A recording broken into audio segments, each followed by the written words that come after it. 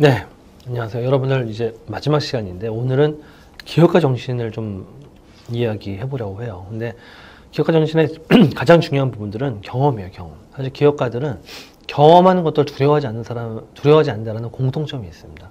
저만 하더라도 경험을 뭐 두려워하기는커녕 굉장히 즐겨요. 사실은 남들이 안 가본 곳을 가는 것들을 굉장히 좋아하고 또 안 해본 일들을 해보는 걸 되게 좋아하긴 하거든요. 그래서 이런 경험을 상당히 쌓는 데 집중을 하는데, 이 저번에 여러분들 이 화면 보시면은 이게 되게 재밌잖아요. 경험이 많이 쌓이면은 문제 현상을 볼 때 내려다보게 됩니다. 내려다본다는 거는 직관이 그만큼 좋다라는 거예요.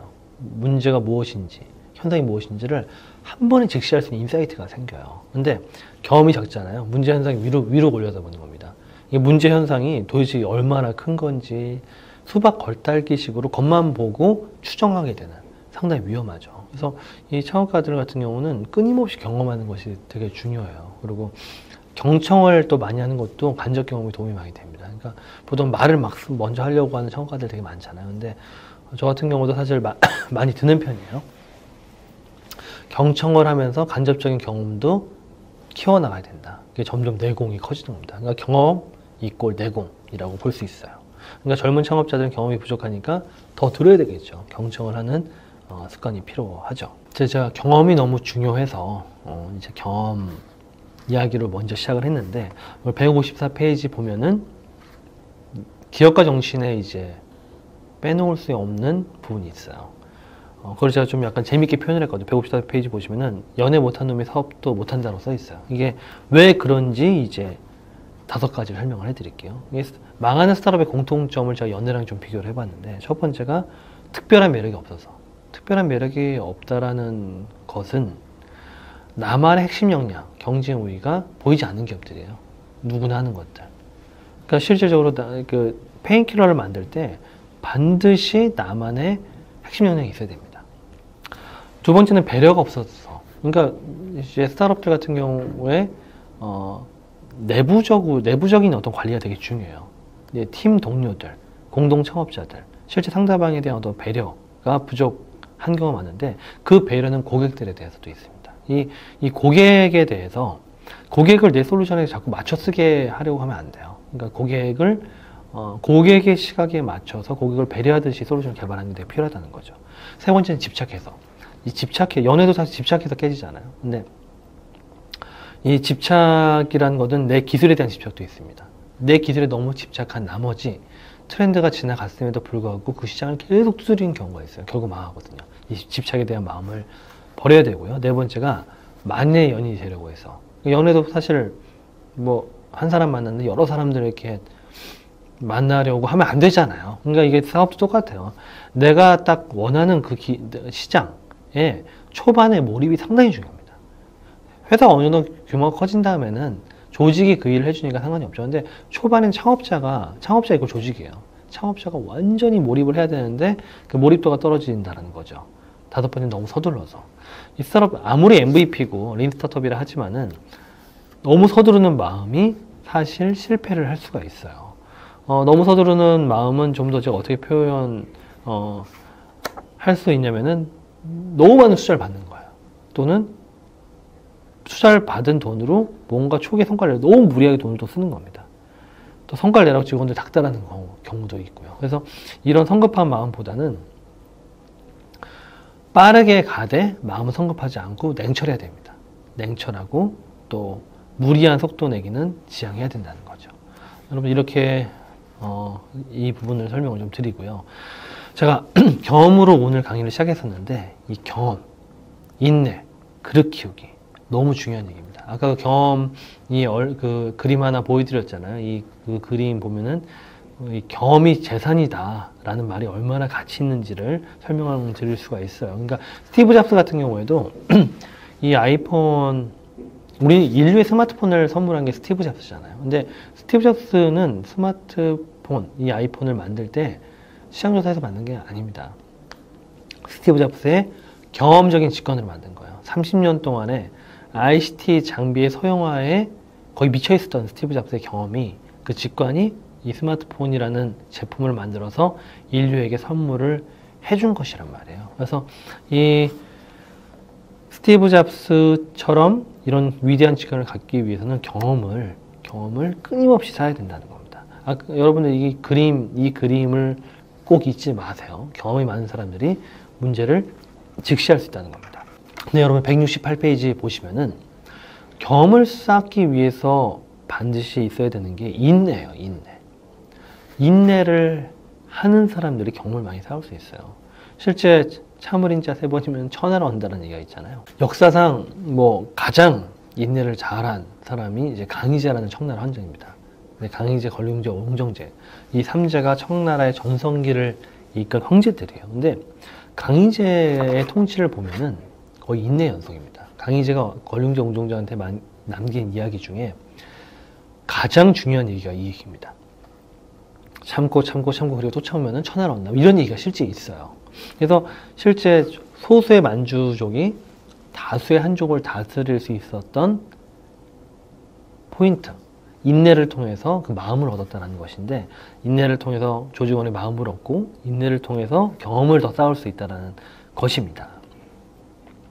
그 다음 170페이지 나오는 그릇이요. 그릇이 큰 사람이 되어라.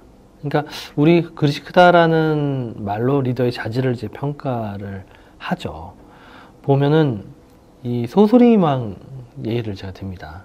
소수리망 같은 경우는 인내력도 어마어마한 사람인데 멀리 보면 멀리. 소수리망 같은 경우에는 이제 고구려의 고국 원앙의 아들인데 고국 원앙 시대가 고구려에 되게 힘든 시기입니다. 물론 삼국 중에 가장 큰 영토를 가지고 있었고 또 후연과도 대등한 정도의 국력을 자랑하면서 중국과도 끊임없이 싸워온 왕이죠. 근데 고국 원앙은 아래 위로 사실은 적이 있었어요. 후연과도 싸워야 됐고 당시 전성기였던 백제와도 싸워야 됐습니다. 그러니까 고국 원앙은 근초고왕과도 싸워야 됐었어요. 한켠에는 중국, 한켠에는 전성기였던 근초고왕의 백제. 이 아래 위로 싸웠었던 고국 원앙은 사실 굉장히 힘든 왕이었었죠. 근데 당시 근초고왕이 평양까지 진군을 합니다. 평양까지 진군을 하고 고국 원앙도 평양에서 이제 백제를 맞는데 늘 중국과 싸운 고국 원앙이니까 백제는 좀 우습게 보였을겠죠. 그러니까 그냥 백제와 공성전 하는 것들을 치욕스럽게 생각을 하고 그냥 성문 열고 나와서 싸우다가 전사합니다. 그러니까 전사한 자리에 소수리망이 그 자리에 있었어요. 돌아가신 아버지를 보고 있었고, 근데 그 자리에서 바로 소수리망이 왕이 되죠. 근데 왕이 된 다음에 첫 번째 지시가 무엇이었냐면은 다 성문으로 들어와서 문을 닫으라는 지시였습니다.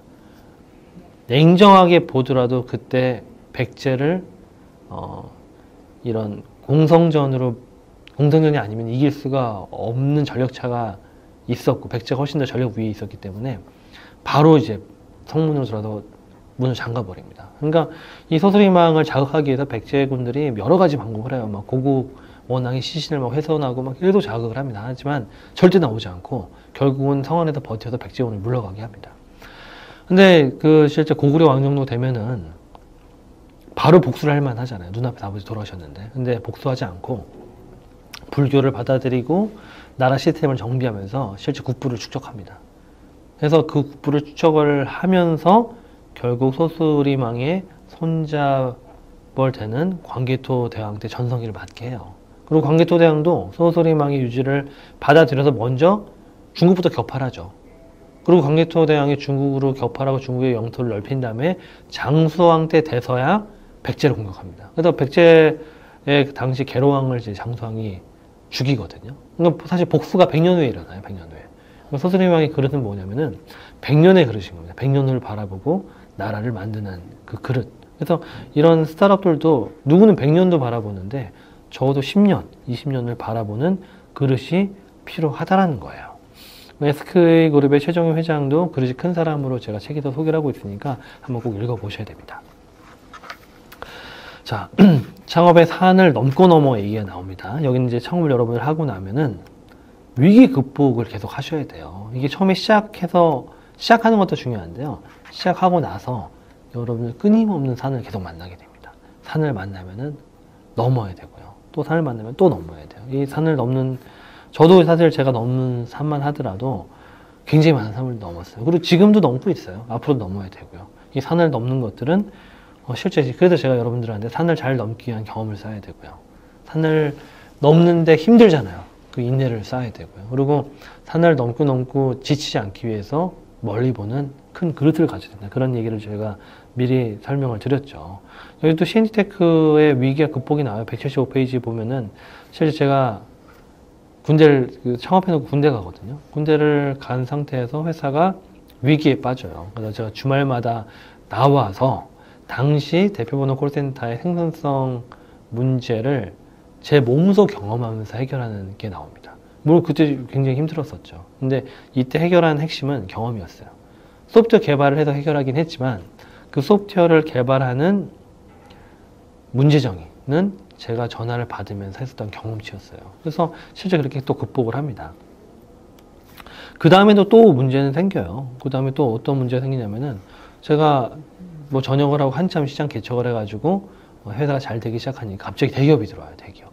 대기업과 또 싸우는 게 또 제 두 번째 위기였어요. 하지만 제가 피자 시장은 이겼지만 치킨 시장에서 대격돌을 하거든요. 근데 KT하고 치킨 시장을 두고 싸울 때도 결론은 소프트웨어로 이겨요. 소프트웨어로 이기지만은 그 소프트웨어를 개발한 것은 치킨 매장 아니었었어요.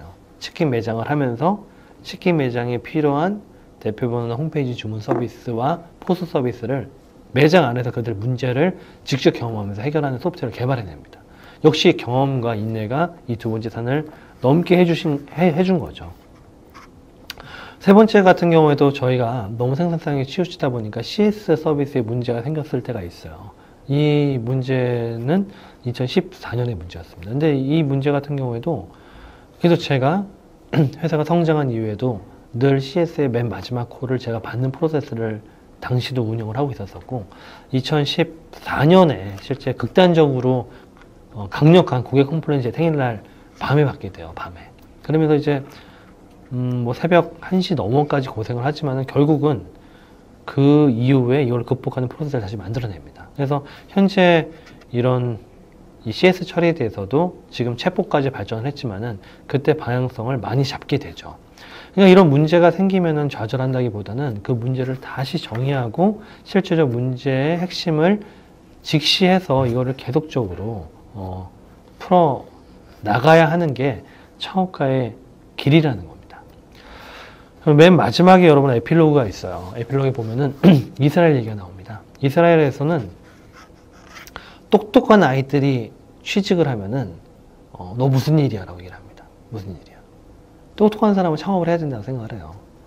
똑똑한 사람들은 경험을 더 빨리 쌓을 수 있고 또 경험에 기반한 인사이트를 빨리 발휘할 수 있기 때문에 창업에 대해서 유리하죠. 유리한 게 맞습니다. 이 창업은 여러분들 말씀드린 것처럼 창업하는 게 힘들어요. 힘들지만은 어느 무엇보다도 굉장히 매력적입니다. 내가 시장의 문제를 해서 해결을 하게 되면은 세상이 바뀌어요. 세상의 사람들의 습관을 바꿀 수 있습니다. 많은 사람들이 나의 기술, 나의 서비스, 나의 제품을 통해서 세상을 바꿔나가고 그 세상을 바꿔나가는 나의 조직이 나의 비전과 나의 미션을 따라오는 나의 조직들, 이런 나의 영향력을 통해서 충분히 창업의 매력을 느낄 수가 있거든요. 어느 때보다도 지금 창업하기가 좀 용이한 시대긴 합니다. 지금 사실 뭐 경기는 그렇게 좋지는 않아요. 하지만 실제 이 어려운 경제를 극복하는 거는 저는 스타트업에 희망이 있다고 생각을 하거든요. 지금 여러분들 창업 아이디어가 있고 뭔가 솔루션을 제시할 수 있으면은 예비 창업 패키지 이런 프로그램에 신청할 수 있어요. 내가 창업을 하자. 법인이 없어도, 개인 사업자도 없어도, 나 사업 아이디어가 있어요. 하고 싶어. 이만큼 좀 만들어 봤는데, 정부의 도움을 받을 수 없을까? 그러면 예비 창업 패키지를 신청하세요. 그러면은, 한 5천만 원에서 1억 원 사이에 자금을 도움받아서 만들 수가 있어요. 초기 시제품과 서비스를 제가 알바한 돈으로 만들었어요. 제가 대학 내내 알바한 2천만 원 자본금으로 제가 처음에 서비스를 만드는 게 사업의 시작이었거든요. 여러분들이 이걸 예비 창업 패키지로 만드실 수 있어요. 그 이후에는 뭐 초기 창업 패키지도 있고요, 도약 패키지도 있고, 또 여러 가지 창업 트랙들이 있습니다. 저희처럼 투자 엑셀레이터도 너무 많아요. 프리팁스, 팁스, 여러 가지 창업 프로그램들이 있으니까 지금 시작하기 되게 적기고요. 내가 기업가 정신을 갖추고 있다, 그리고 해볼만한 아이템을 찾았다, 그럼 여러분 트랙을 한번 당겨보시길 추천합니다. 네, 오늘 강의 여기서 마치도록 하겠습니다. 감사합니다.